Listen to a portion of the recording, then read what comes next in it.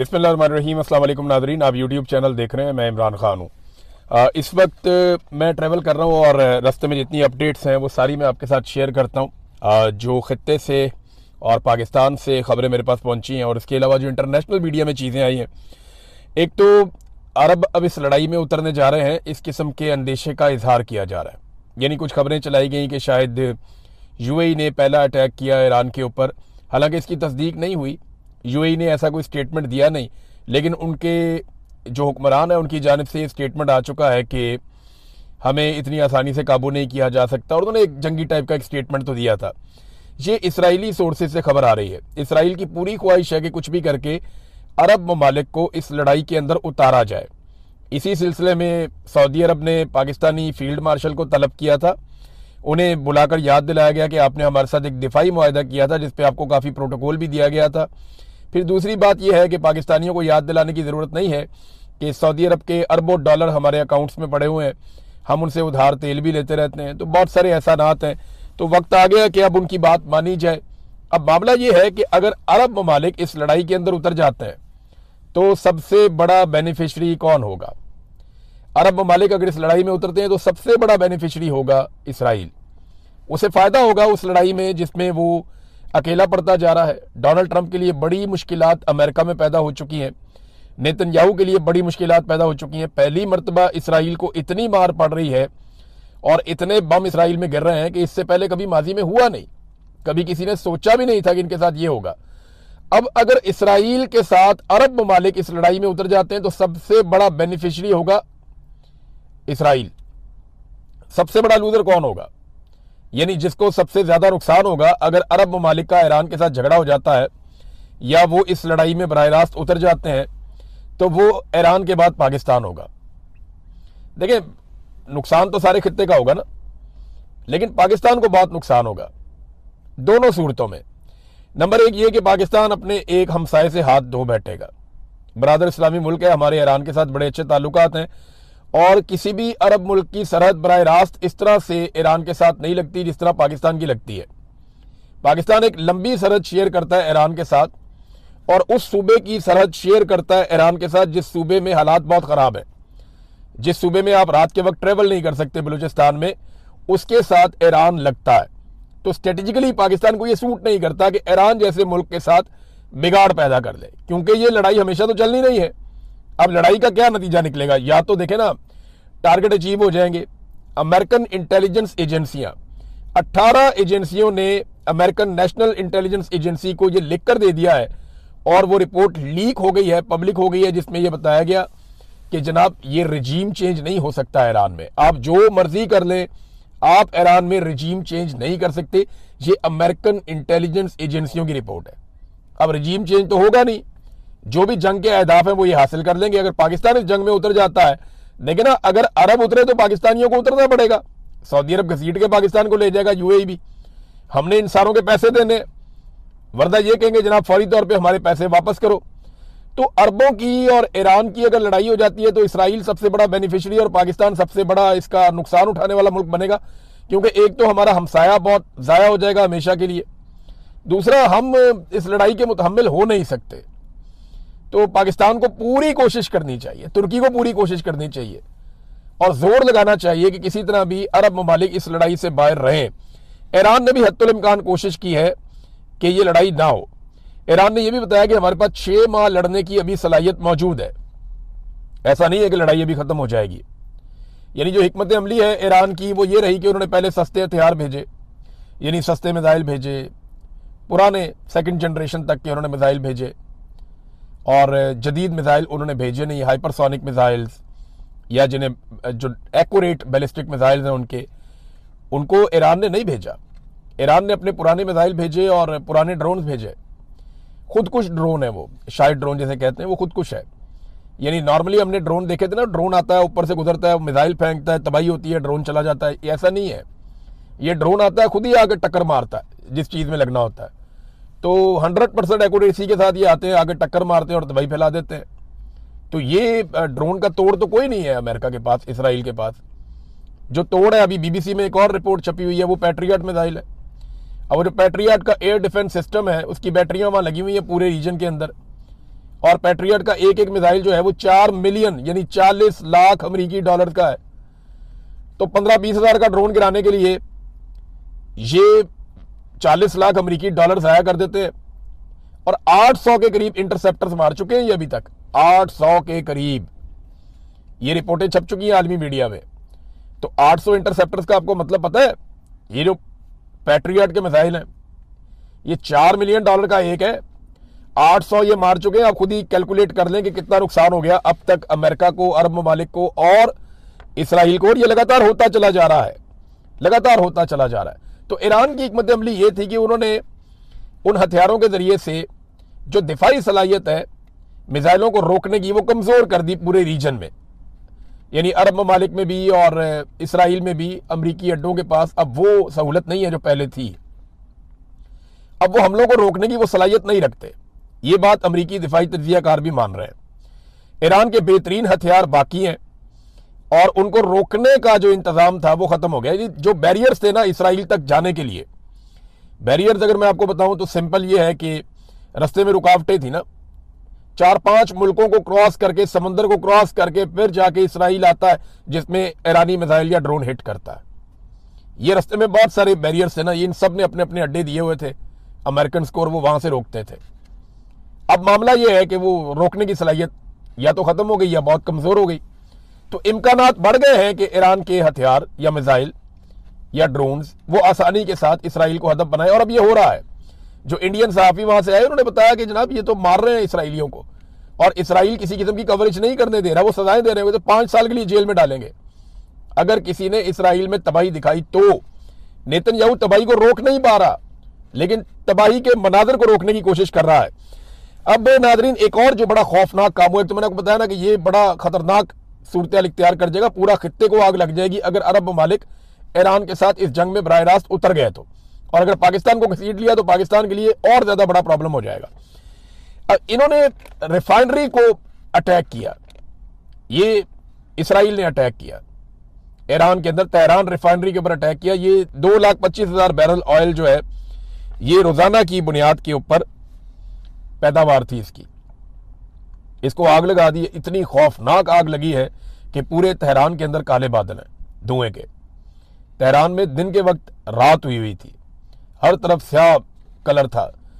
हुकूमत ने एडवाइजरी जारी की कि आप लोग अपने घरों में रहें, खिड़कियां और दरवाजे बंद रखें, इसके सेहत को नुकसानात होंगे।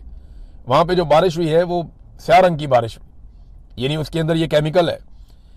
तो हलाल अहमर ने भी एक पेशन गोई की है कि यहाँ तेजाबी बारिश हो सकती है, उसका इम्कान है, जो जिल्द और फेफड़ों को शदीद नुकसान हो सकता है शहरियों का। बारिश का पानी काला है तो बीमारियां बहुत फैल सकती हैं। तो एडवाइजरी जारी की गई है जो इसराइल ने किया ईरान में, और ये आग के ऊपर अभी तक प्रॉपर काबू नहीं पाया जा सका, वो नुकसानात अभी भी हो रहे हैं। दूसरी जानिब जब ये इसराइल ने किया ईरान में, तो ईरान ने उसकी रिटेलिएशन में हीफा में जो इसराइली शहर है वहां पे जो इसराइल की एक रिफाइनरी है उसको निशाना बना दिया। अब ये रिफाइनरी भी 2 लाख बैरल रोजाना इनकी पैदावार है, वहां पे उन्होंने निशाना बनाया, वहां से भी धुएं के बादल और आग उठ रही है। लेकिन देखिए इसराइल बड़ा जदीद मुल्क है, उसने बड़ा जबरदस्त निजाम बनाया हुआ है। आप उसकी किसी भी चीज को तबाही करते हैं तो वो डैमेज कंट्रोल बहुत तेजी से करते हैं।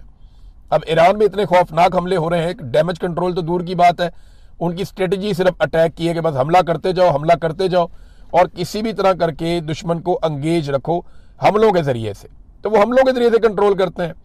अच्छा एक चीज मैं आपको इसमें और बताता हूं, ये अरब ममालिक ने ना कोई डाटा शेयरिंग की है अमेरिका के साथ, इनकी अपनी इंटेलिजेंस रिपोर्टें भी हैं अरब ममालिक की। तो अमेरिकन को वो वक्तन फवक्तन, क्योंकि उनकी अलाई है, उनके इत्तेहादी हैं, तो उनके साथ शेयर करते हैं चीजें। तो चंद चीजें ऐसी हैं जो अब अरब ममालिक के अंदर खदशात बढ़ गए हैं। नंबर 1 ये है कि अमरीकी अहदेदारों ने जो बार बार ये कहा ना कि ये एक मजहबी जंग है या इस्लाम के खिलाफ जंग है, उस पर ना आवाम के अंदर रद्दमल बड़ा ऑब्वियस है, वो पैदा होगा। नंबर 2 अगर ये जंग बड़ी लंबी चल जाती है ना तो इससे मईशत को वो डबो देगी, बड़ा नुकसान मईशत का भी हो जाएगा। अवाम में राय बन रही है कि अमरीकी बेसिस, ये अरब अवाम के अंदर ये राय बन रही है, अरब अवाम ये सोचना शुरू हो गए हैं कि जो अमेरिका की बेसिस हैं उनका हमें फायदा नहीं है, उनका हमें नुकसान है, वो हमें तहफ़्फ़ुज़ नहीं दे रही बल्कि हमारे लिए वो खतरा बन रही हैं। और एक और चीज जो होने जा रही है, ये अभी बहरीन से ये अटैक हुआ था, गालिबन इसराइल ने ये अटैक किया है, ईरान में पीने के साफ पानी के ऊपर अटैक किया गया कि लोगों को पीने का साफ पानी ना मिले, और जहां से पानी की तरसील का पूरा निज़ाम है उसके ऊपर अटैक किया गया ताकि लोग सफ़र करें। दूसरी जानिब बहरीन में भी रद्द-ए-अमल यही आया, और ईरान ने भी एक इंफ्रास्ट्रक्चर है पानी को साफ करने का प्लांट, उसको निशाना बना दिया। अभी ये इतलात कंफर्म नहीं हुई, नेक्स्ट वीलॉग जब मैं कर रहा हूँ तब तक कंफर्म हो जाएंगी। लेकिन देखें, अगर ईरान पीने के साफ पानी का जो निज़ाम है उसी को छेड़ देता है गल्फ कंट्रीज में, तो किसी तेल के कुएं को छेड़ने की जरूरत नहीं है। ये वो फैसिलिटीज हैं जिनको नुकसान पहुंचाया तो उनकी आवाम सड़कों पे आ जाएगी। और अरब स्प्रिंग का तो हमने नाम सुना था ना, जो स्पॉन्सर्ड किस्म का था, ये असली वाला आ जाएगा तो बड़ी मुसीबत बन जाएगी। तो पीने के साफ पानी का इन्हिसार जो है इन ममालिक का प्लांट्स के ऊपर है। यहाँ पे उस तरह से फैसिलिटी नहीं है ना जैसे पाकिस्तान में है, इंडिया में है, बाकी मुल्कों में है। ये अरब ममालिक में पीने का साफ पानी अवेलेबल नहीं है, और इनकी पानी की खपत भी बहुत ज़्यादा है, बहुत ज़्यादा पानी इस्तेमाल करते हैं ये लोग, लग्जरी लाइफ गुजारते हैं। अगर ये ईरान ने इन प्लांट्स को निशाना बनाया, जो कि एक चाइनीज़ तजियाकार कह रहा था कि एक मरहले में जाके ईरान को ये करना पड़ सकता है, तो फिर ये एक बड़ी मुसीबत खड़ी हो जाएगी। चीनी दिफाई माहिरीन जो है वो बहुत हैरान भी हैं और वो तजिए भी दे रहे हैं लगातार कि देखें ना, चाइनीज़ दिफाई माहिर है तो सबसे पहले तो वो चीन के हथियारों को जानता है ना।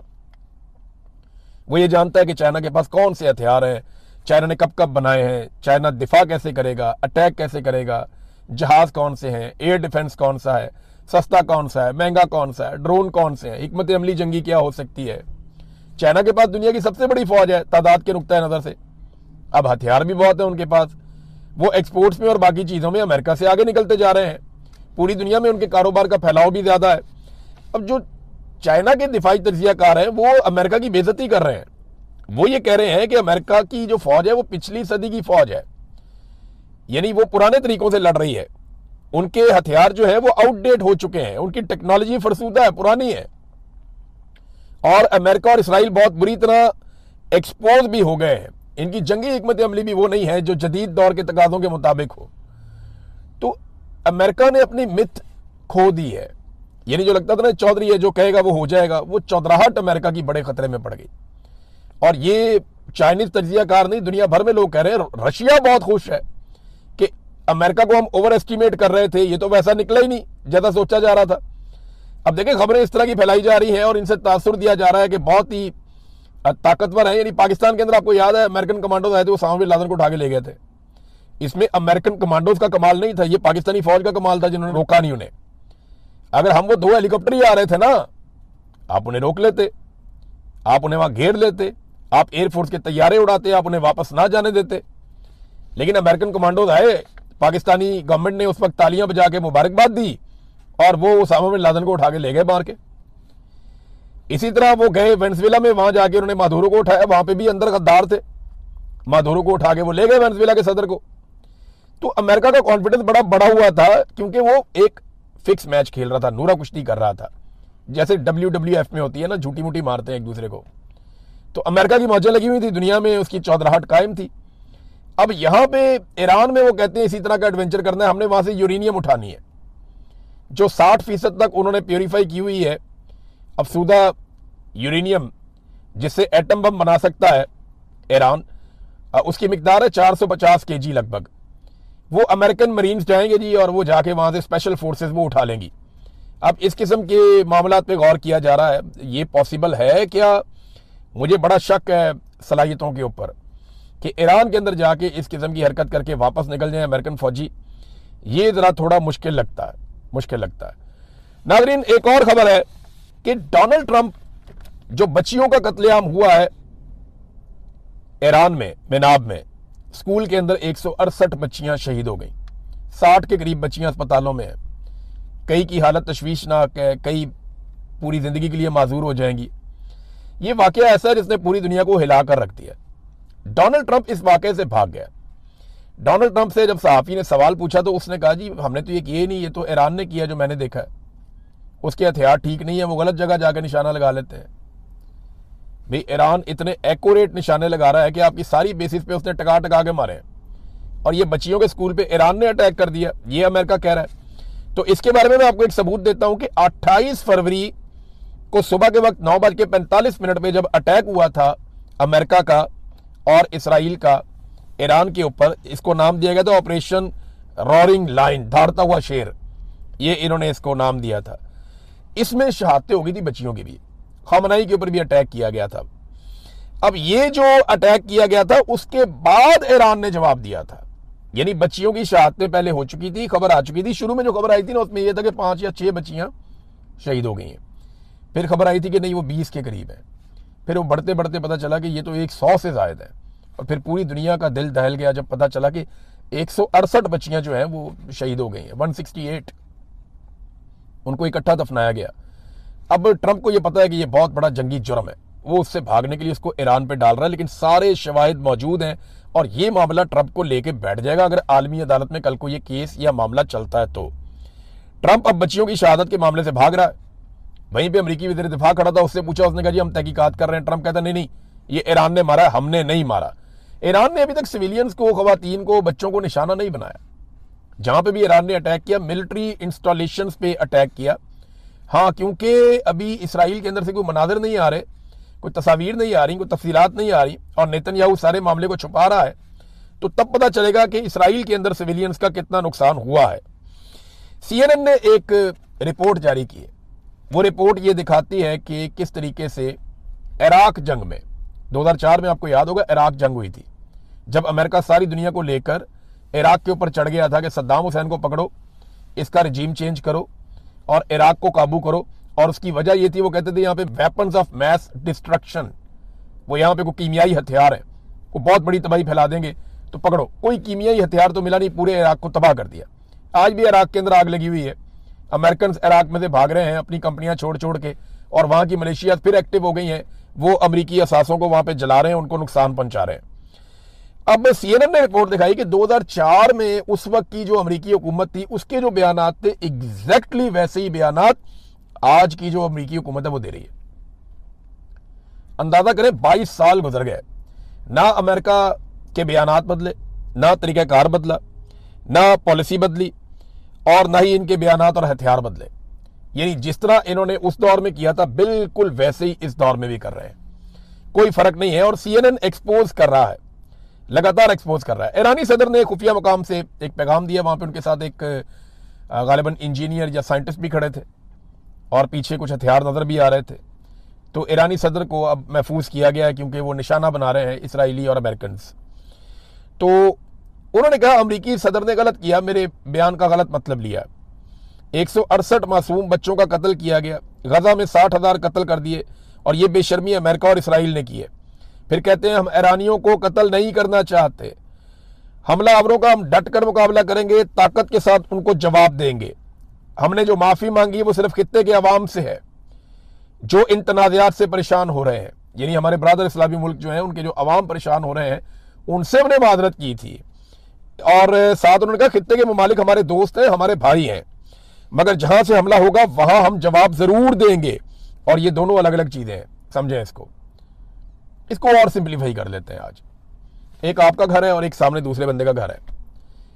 आपका एक दुश्मन आता है, दूसरे बंदे के घर की छत पे चढ़ता है और आपके घर पे ईंटें मारना शुरू कर देता है। आप निकलते हैं, उसका दरवाजा खटखटाते हैं, आप कहते हैं यार इसको मना करो, ये ऊपर से ईंटें मार रहा है हमारे घर में। तो वो कहता है जी मैं इसको मना नहीं कर सकता और मैं इसको इजाजत नहीं दूंगा, लेकिन वो फिर ईंटें मारता है आपको। आप फिर जाते हैं, जाए कहते हैं जनाब ये क्या है यार, आपके छत से चढ़ के मुझे मार रहा है ईंटें। आप वापस ईंट मारते हैं तो वो आपके गले पड़ जाए, वो आपको ये कहे जनाब आप मेरे घर पे ईंट क्यों मार रहे हैं। भाई लगातार आपके घर में वहां से ईंटें मारी जा रही हैं। तो ये मैं सिंपल करके आपको बता रहा हूं, बिल्कुल सिंपल करके आपको बता रहा हूं। ये हो रहा है इस वक्त ईरान और सऊदी अरब के बीच में। बहरहाल उन्होंने कहा जी कि ये दोनों अलग अलग चीजें हैं, ये हमारे भाई हैं, लेकिन जहां से अटैक होगा वहां पे हम जवाब देने के पाबंद है, वो हम जवाब देंगे। हमें मिलकर इसराइल और अमेरिका को यह मौका नहीं देना चाहिए कि वो हमें आपस में लड़वा सकें। इस बात का खतरा है कि वो हमें आपस में लड़वा देंगे। अब नाजरीन मैं आपके सामने एक पिक्चर पाकिस्तान के अंदर से रखता हूं बिल्कुल आखिर में, और ये बहुत इंपॉर्टेंट है, आपने गौर से सुनना है। ये टाउट्स, ये बेशरम लोग जो पाकिस्तान के अंदर है, 2 रुपए का पेट्रोल बढ़ता था ना, जो तत्ते तवे के ऊपर बैठ जाते थे, ये जमहूरे बने हुए थे उस दौर में इनकलाबी सारे बेशरम। ये मैं अभी वो रजा रबानी साहब को मैं सुन रहा था, वो 2 रुपए के ऊपर उन्होंने वो पहले डाली थी खड़े होके वहां पे, इस किस्म के उन्होंने असेंबली के अंदर भाषण दिए थे, मैं हैरान हो गया था। वो पीपल्स पार्टी बेशरम, मुंह ही नहीं खुलता किसी का, बिलावल किधर गायब है। और 55 रुपए लीटर पेट्रोल बढ़ गया, बाहर निकल भाई, वेलकम टू पुराना पाकिस्तान, बेड़ा गर्क कर दिया पाकिस्तान का तुम लोगों ने मिलकर जर्नैलों के साथ। ये अब मैं आपके सामने वो डाटा रख रहा हूं कि इनको लित्तर मारने चाहिए कौम को निकल के। ये कहते हैं जी हमने पेट्रोल की कीमत बढ़ाई क्योंकि दुनिया में बढ़ गई। अब बताता हूं दुनिया में कितनी बड़ी है और हमारी कितनी बड़ी है। ये मैं आपको डाटा के साथ बता रहा हूं, ये चार्ट भी आप देख लें, ये स्पेशली आपके लिए बना हुआ है। ये जनाब कहते हैं जी कि हमने इसलिए बढ़ाया कि जंग हो गई है, और जंग पाकिस्तान में लगी है, रिफाइनरियां हमारी जल रही हैं, तेल हमारा जल रहा है, रस्ते हमारे रुके। और बेशर्मो खुदा का नाम लो, इंडिया ने अमेरिका से बात की है, वो रशियन तेल ले रहा है, आपके मुंह में छाले पड़ते हैं। आपने तो जाके सिर्फ अमन का नोबेल इनाम देना और आपने कुछ नहीं करना। आलमी सतह पे कार्टून बना के शहबाज शरीफ का मजाक उड़ाया जा रहा है, और शहबाज शरीफ को पाकिस्तान का वजीर आज़म बनाने वालों की बड़ी मेहरबानी, उन्होंने पाकिस्तान को यह दिन दिखाया। अब मैं आपको बताता हूं हुआ क्या है। ये जनाब पाकिस्तान ने जो पेट्रोलियम मसनूआत की कीमतें बढ़ाई हैं 21% बढ़ाई हैं, 21%। भारत ने 0% नहीं बढ़ाई, बांग्लादेश ने 4%, अफगानिस्तान ने 0%, नेपाल ने 2.15%, श्रीलंका ने 1.37%, तुर्की ने 4.8%, ईरान ने 6.6%। कितनी जंग हो रही है, रिफाइनरियां तबाह हो गई, सिर्फ 6.6%। सऊदी अरब ने 6.4%, यूएई ने 4.6%, चाइना ने 5%, यूके ने 3.9%, जर्मनी ने 3.8%, अमेरिका ने 5.8% और पाकिस्तान ने 21%। फिर मुंह हर उस टाउट के मुंह के ऊपर जो बैठ के ये कहता है कि जनाब जंग है, हालात है, और 20 रुपए की लेवी कौन लेता है? और पहले ही 158 रुपए का पेट्रोल है, आप पाकिस्तानियों को बेच रहे थे 300 के आसपास, अब आप 325 पे ले गए हैं। डीजल किसान बेचारे ने अब इस्तेमाल करना, उसका टाइम आ गया, इन्होंने उठा के उसको 335-36 रुपए का कर दिया डीजल को। ये पाकिस्तान के साथ ज्यादती कर रहे हैं। आप रोक सकते हैं या नहीं रोक सकते? वो एक इनकी कोई छोटी मोटी लीडर है, वो ये कह रही थी टीवी पे बैठ के कि अगर हम 110 भी कर देते तो आप क्या बिगाड़ लेते, या क्या उखाड़ लेते, या आप क्या कर सकते थे। और भाई कुछ नहीं कर सकते ना, तो कम से कम ये जरूर कर सकते हैं, इनको बता सकते हैं कि ये बेशर्मी हम एक्सपोज करेंगे। अब तक के लिए इतनी, अपना ख्याल रखिएगा, अपने चैनल का भी। अल्लाह हाफ़िज़।